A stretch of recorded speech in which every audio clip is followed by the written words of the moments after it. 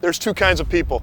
Guys like Nate and I who were kind of hooligans as youth, and then there's people who follow all the rules. So I want to hear, dude, you drove it like a hooligan. Like when we were 16, the parents go out to town and we take the car around the block, right? I was the kid who got in trouble, borrowing Dad's truck, going four-wheel with it.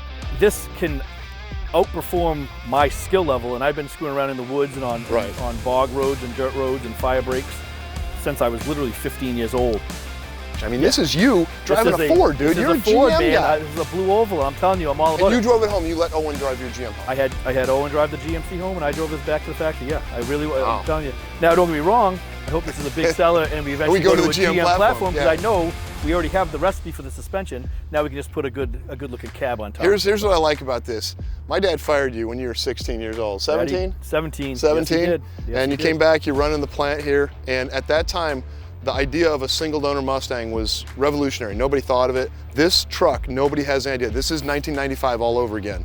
And it is. And you're driving like you're 16. It is. And I just think now the world needs to see it and learn this thing. Right. So I think the more we show people, the more they're going to understand this is Well, we're going to SEMA. We got Car and Driver coming out. We're going to race all next year. We're going to Baja. We'll do everything off-road, but you think it's ready to go? I think it's ready to go.